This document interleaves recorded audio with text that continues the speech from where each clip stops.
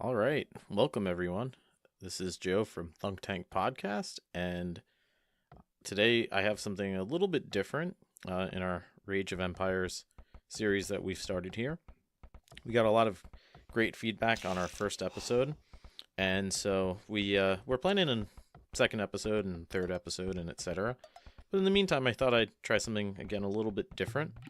So you'll see here I am playing in the blue as Professor Labs against an AI player because I wanted to try what I find is a very interesting strategy, certain unique strategy, classic strategy, dare I say, an age-old strategy. Oh god, the puns are already starting. I apologize. But yeah, so that strategy is, of course, none other than, excuse me, none other than the famous Korean Tower Rush. So for those of you who aren't familiar with this strategy, essentially the goal is to move forward with towers upon your enemy as soon as you can. So your whole build order is essentially built around that premise and that goal. So essentially, again, my goal is to get to feudal age, so I can do that as fast as possible. So right now, I'm just collecting as much food as possible, trying to gather as many sheep. I'm gonna, lure boar quickly, and try to click up to the feudal age as soon as I can. And then hopefully hit my opponent with towers so that it just totally destroys their economy. And furthermore, what I tried to do in this one, this is actually a replay I'm going through because um, if I had just recorded it, it might have taken several times. I will try to do this without, or I tried to do this without using any military units. So I don't create one military unit this entire game, for better or worse. And so, yeah, I think it's a fun strategy, and this is actually a good game because I can point out what to do and as well as what not to do. Because of course I mess up, or I sort of mess up in a couple of ways. So I'll try to remember to point that out. It should be easy enough anyway. So,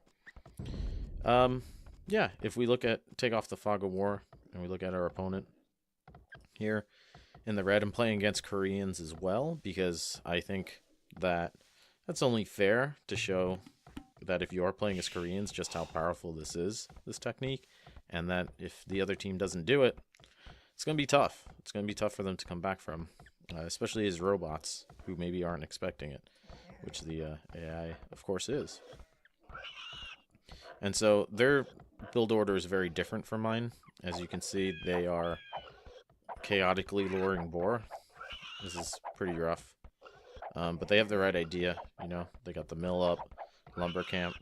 They can actually probably click up pretty soon to feudal age if they want to. Man, that's a messy boar lore. I thought mine was bad.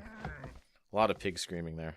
Oof. Anyways, they got it done. That's what matters. You see my scout comes down, so as soon as I gather some sheep, I want to try to find the enemy as soon as I can. That's super important in order to, yeah. Oh, I haven't actually seen them. That's funny. Wow. They're right there. The house is right there and I don't see it. Oh, and I run in the other direction. So that's a mistake. I probably should have gone down a little bit farther, straight away like that, and then scoped left to right there. Oh, I'm going the wrong direction. So the reason why you need to find your opponent again is because you need to know where to build that first tower. And if you haven't found them, that can, of course, be a problem. Back home, I think I'm getting close to clicking up. So, yeah, I'm almost at 500 food. I have the lumber camp and the mill, so I'll be able to click up soon. But, again, without knowing where their camp is, it's not a whole lot of good. Now I'll find their town. There we go. So, yeah, you want to scout this because you're going to need to hit their resources pretty quick. Of course, don't run right through their town, because then you risk, maybe getting shot at. For some reason, I attacked that villager, and definitely don't do that. Don't lose your scout like that. That was terrible. So this is like a worst case scouting scenario after finding their town, because all I know here right now is that they have a town center here. I have a couple of farms up, but I have no idea where their lumber camp is, where their mill is, anything else. How many villas they're at. I don't know any of that, so I don't know where to send my first villager and first villagers to try to tower their resources. And you see back home, I've already clicked up the feudal age, and I'm headed over with the villager. Of course, I get attacked by a wolf. There's this isn't the prettiest match, but now I have a villager on half HP, boldly headed forward to try to be in position. Because again, you want to be able to start building a tower right away when you hit feudal age, because even like a minute or two can really make a difference. If they have time to put up a barracks and then something else like a stable, you could really be in trouble with this strategy. Once it's too late with this strategy, if they have enough military units to take out your vills and the forward towers, it's over, because you've sunk all your economy into that. So I was hoping to, that maybe they had a forward wood line or something. At least I found the golden stone, so I'll know how to tower that later. But I need to find that their lumber camp and their mill, or where they're collecting food, right away, because without knowing that, I mean, every second is precious here.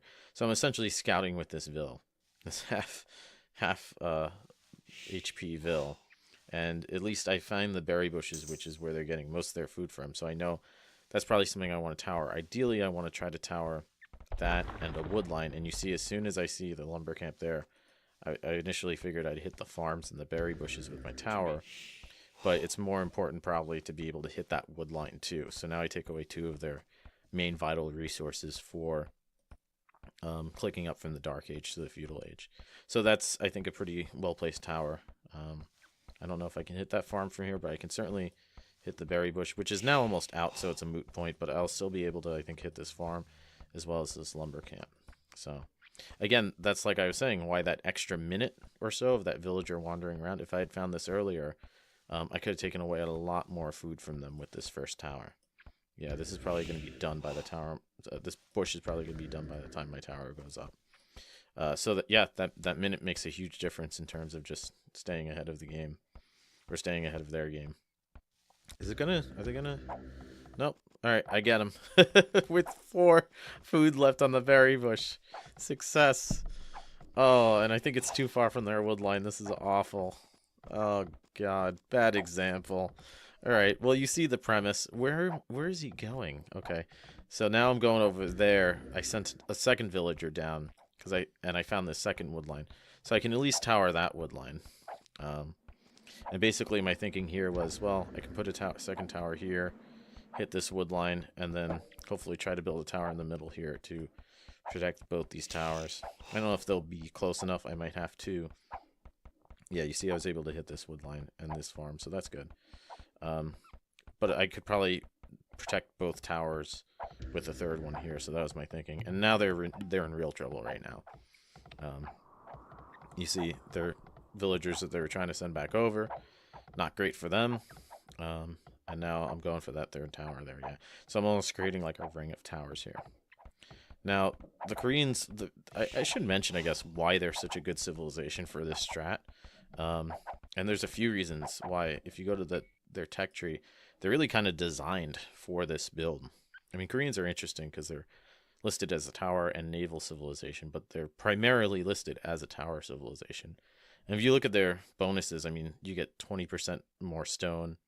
Their towers upgrade for free with each age you go to, and you get the extended range in Castle Age and Imperial Age, and the fortifications themselves are built more quickly. So a lot going for them. I mean, that's some crazy tower upgrades right there. And so now this is what I'm talking about with that third tower, why it's so important. Because until we get murder holes, this tower is defenseless if somebody gets up to the bottom. So I can hit these vills, but I'm not going to be able to hit this scout. And so by building this third tower, he can run back and forth all he wants, but he's going to get hit by at least one of the towers. So while I'm taking out these vills, now we got this tower up, and I immediately told it to start shooting at this guy. And now he's in trouble. He's in big trouble now. So he's going to die, as he should. And the vills don't know where to go now. They have no clue. Let's take off the fog of war. So yeah, that guy's dead. He did click up to feudal age. He's got some villagers on gold now, which is a problem. You want to try to get their villagers off gold as soon as you can. So I'm trickling in more villagers slowly as I can afford to, starting to build some farms. I have way too many villagers on stone. Eventually I need to go to castle age, so I should probably not be focusing as much on stone. You just want as much stone as you need to build a castle once you hit the castle age, as well as to continue putting up towers right now in feudal age. So I have all my villas in position to keep building towers, but I was actually short on wood, so I probably should have repositioned some of those stone miners to wood just to balance that eco more, because I didn't have enough wood to buy a market to build a market yet in order to you know, buy more resources if I wanted to. So this fourth tower I placed right here, sort of in between or among the gold, the stone, and more of these farms here. So if this tower goes up, they're in real trouble now, because I'm taking away essentially all of their resources. They don't have any resources available to them once this tower goes up. And they were able to get a little bit of gold here, but luckily I saw that and got this up early enough that that's going to take them off gold, and I can sort of complete my ring from there. And you see here that just utter chaos in their village. They don't know what's going on. So they immediately retreat, the gold miners. Oh, sad, sad day for Red Robot team here. And I'm going for another tower, I think. Why not? I have the stone. I could use more wood, but I have enough to build a 5th tower. And I don't even think I'm going to lose a tower here, if I'm careful. I don't think I do. So yeah, just, you know, as you continue building towers, try to build them within range of each other so they can protect each other. This is 5th tower is going to put pressure on their farms again. It's going to protect this gold stone tower. And they're in real deep trouble now. Back home again. Maybe a little too heavy on the stone miners, but especially considering Koreans mine stone 20% faster, but hey, whatever works, right? So yeah, they're dropping like flies here. Not great for them.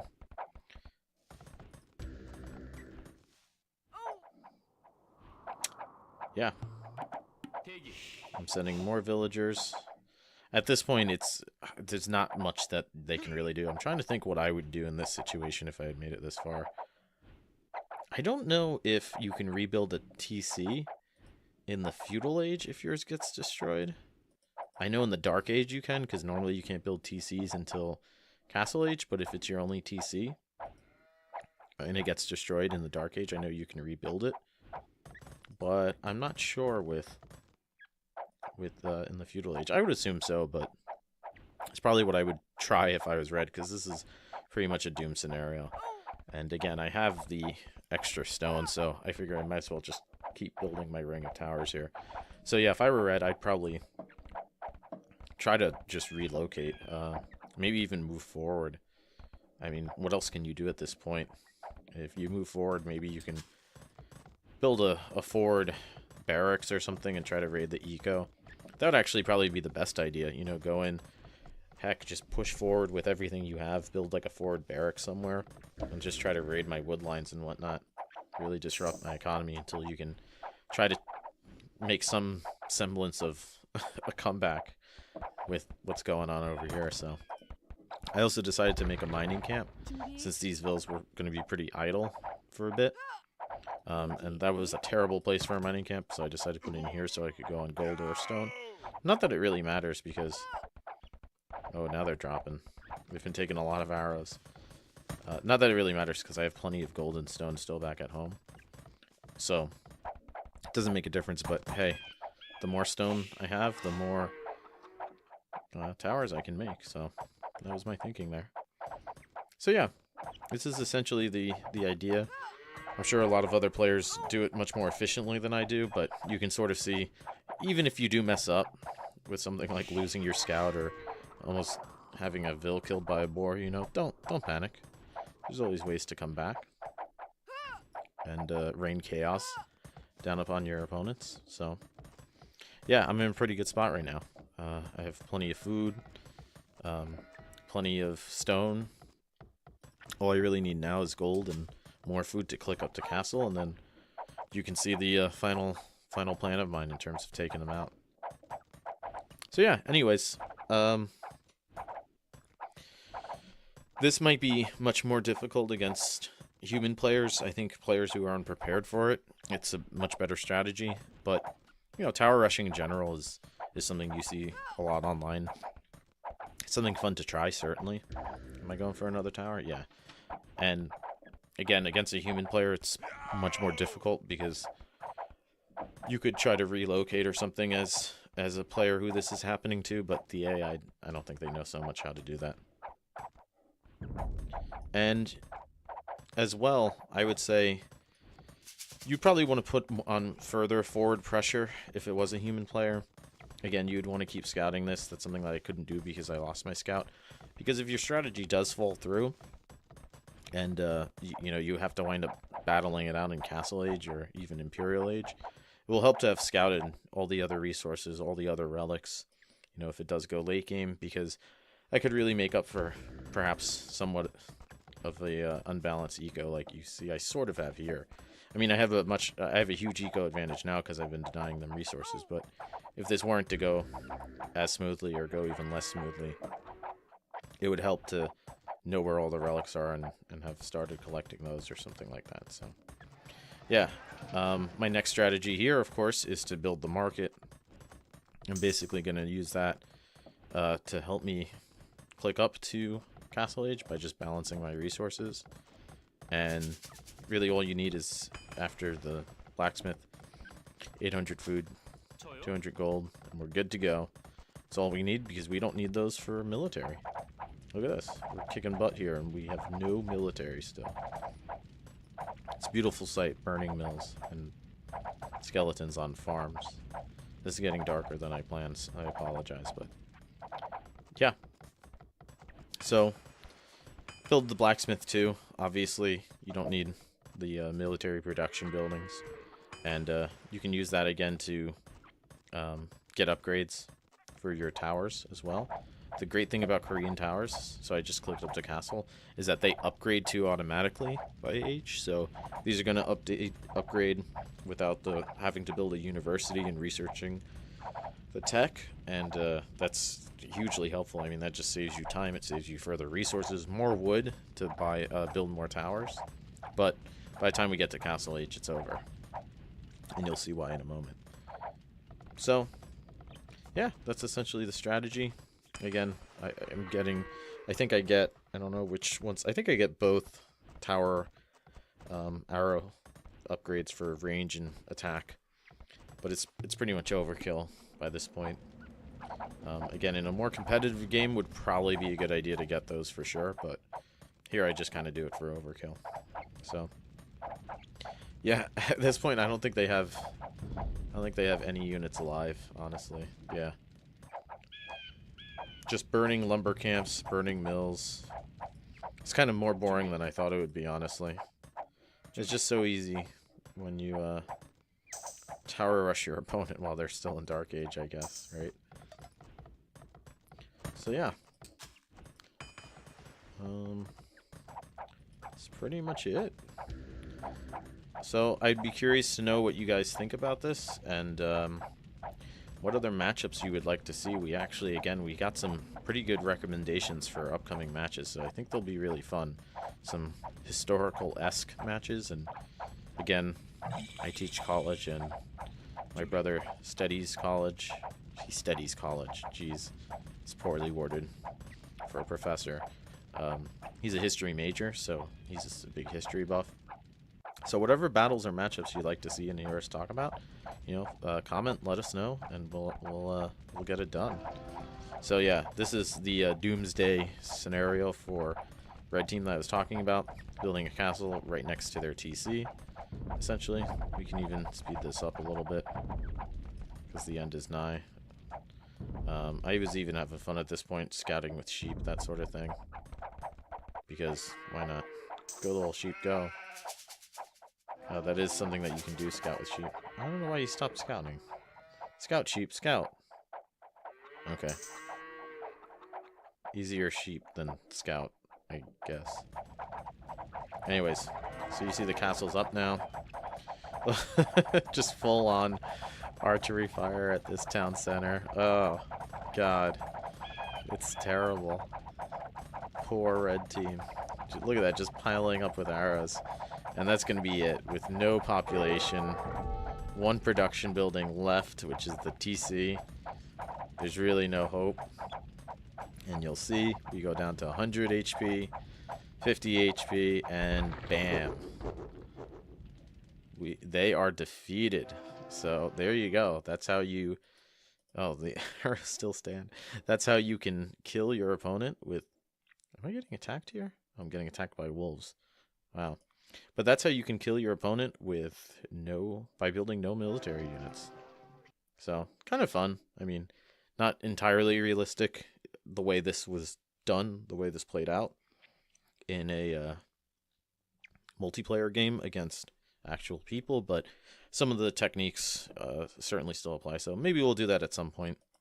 Try this against a real life player, but just wanted to go through the basics in terms of how that actually works and why. So yeah, so I hope you enjoyed. And again, if you have any comments or thoughts or other matchups you'd like to see, please share in the comments below. And we'll see you then. Thanks again. Bye-bye.